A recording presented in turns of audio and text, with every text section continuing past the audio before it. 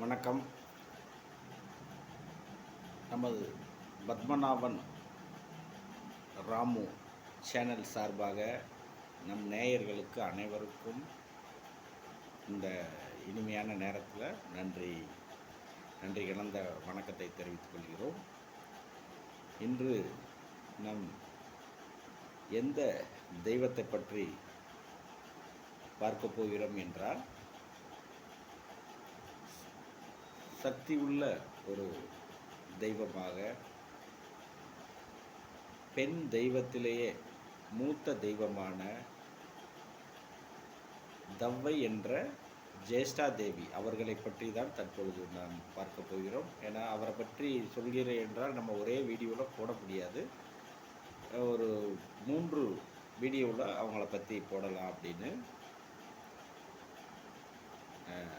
நினச்சி ஒரு 3 வீடியோவாக போட போகிறேன். ஃபஸ்ட்டு அவங்க யார், அவங்கள நம் வழிபடலாமா, வழிபட்டால் என்ன நமக்கு நன்மை, எந்த மாதிரி ஒரு நன்மை கிடைக்கும் என்பதை பற்றி பார்க்கலாம்.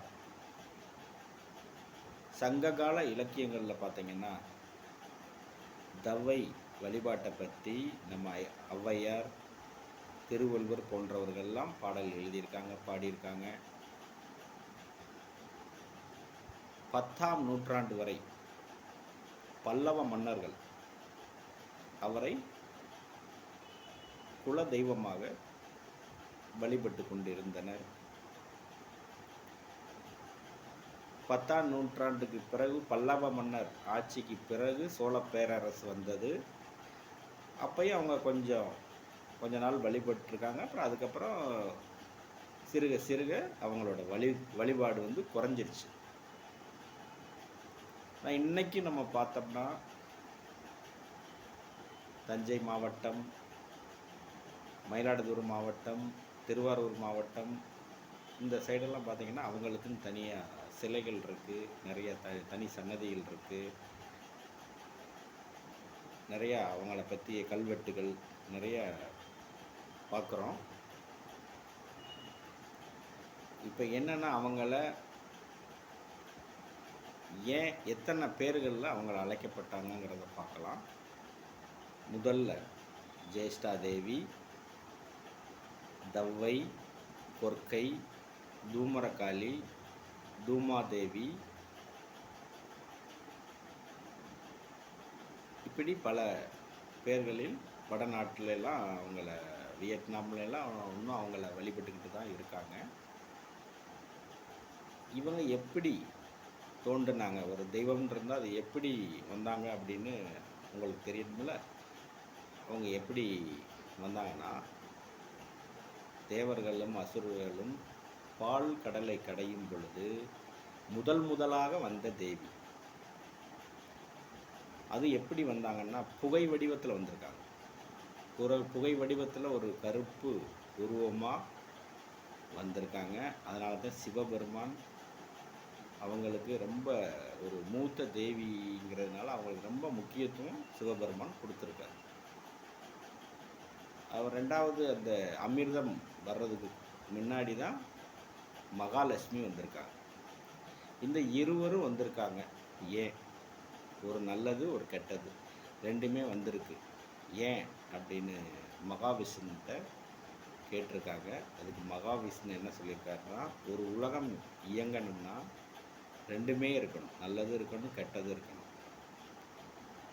அப்போ தான் இந்த உலகம் இயங்கும் அப்படின்னு சொல்லியிருக்காரு. நம்ம பிரம்மன் பார்த்தோம்னா நல்லதவே படைப்பார். அப்புறம் இந்த மகாவிஷ்ணுகிட்ட இந்த மாதிரி சொல்லியிருக்காரு, உலகம்னு இருந்தால் அது இரண்டுமே இருக்கணும், இன்பமும் துன்பமும் மாதிரி நல்லது கெட்டது எல்லாம் இருந்தால் தான் இந்த உலகம் இயங்கும் அப்படின்னு சொல்லியிருக்காரு. இந்த அம்மாவை பற்றி இவங்கள் ஒரு சக்தி உள்ளவங்கிறதுக்கு என்ன ஆதாரம் அப்படின்னு நீங்கள் கேட்கலாம்.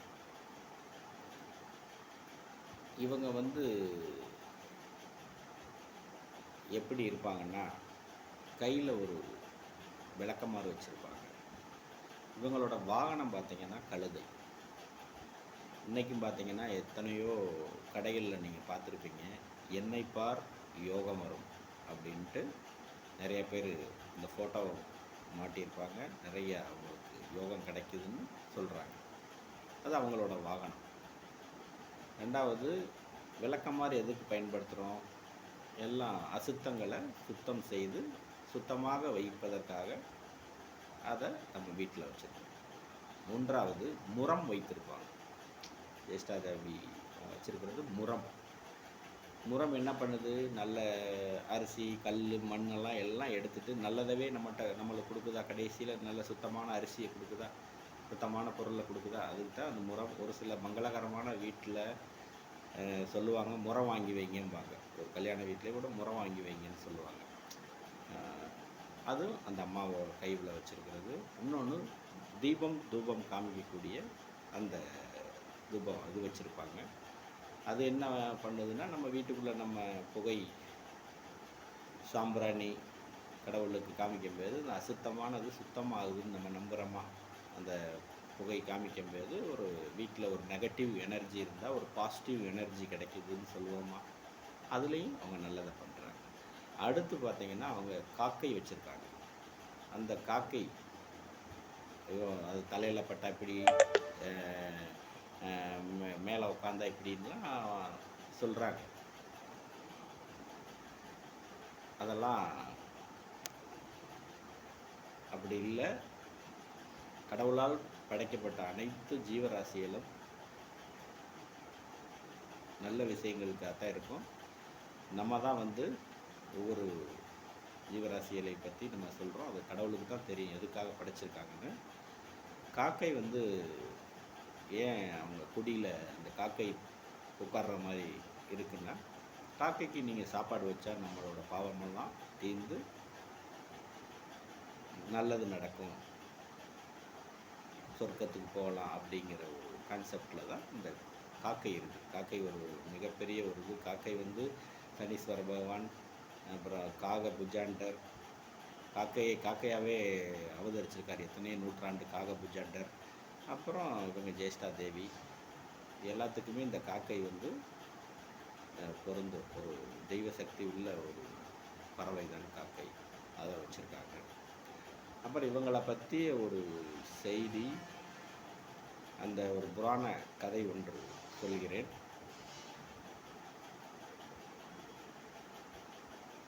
ராவணன் சிவபெருமானிடம் சாகா வரம் பெற்றுள்ளார்.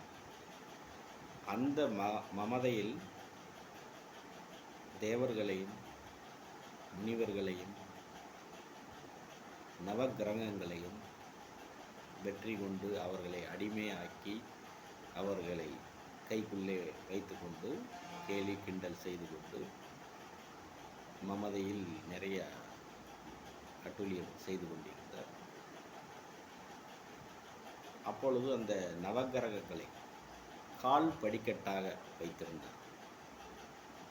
அந்த நவகிரகங்கள் மேல் ஏறிதான் அவர் சிம்மாசனத்தில் அமர்வார்.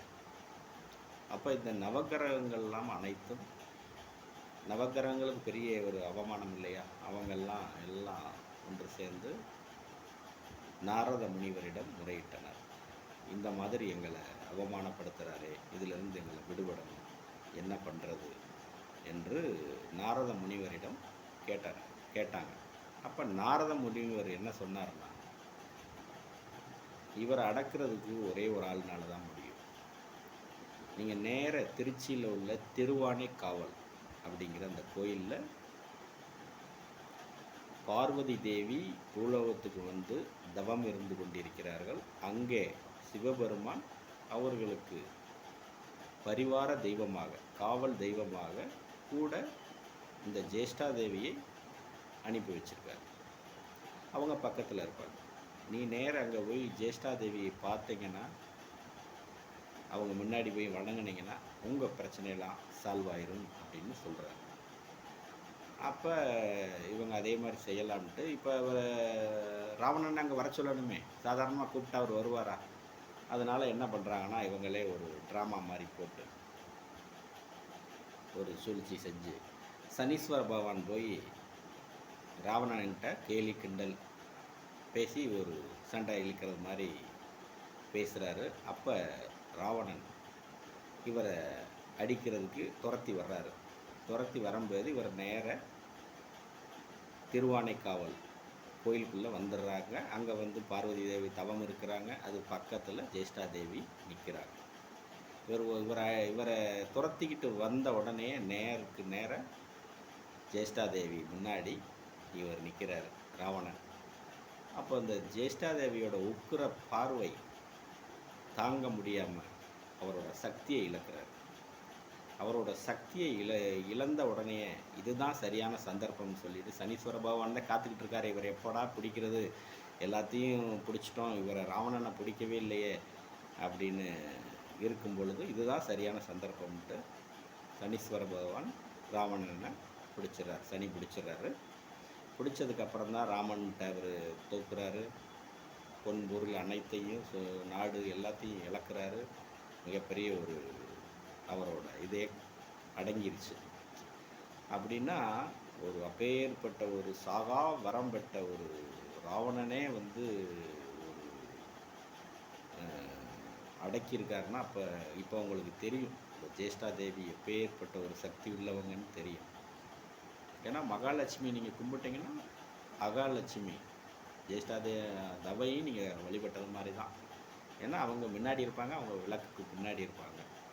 நீங்கள் தீபம் காமிக்கும்போது தினம் அவங்கள வீட்டுக்குள்ளே நீங்கள் கூப்பிட்றீங்க. தீபம் காமிக்கும்போது சாம்பிராணி போடும்போது அந்த புகை ரூபத்தில் அவங்க உள்ளே வருவாங்க.